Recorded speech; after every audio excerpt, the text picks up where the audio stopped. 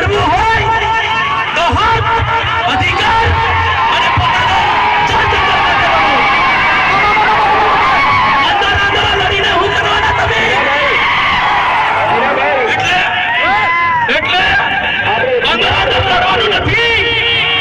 આ દસવાડીની અંદર ચારે આપણને જરૂર પડે આપણા ભાઈ બેન દીકરી જમીન જેની પર આપણે લડવાનું થાય ને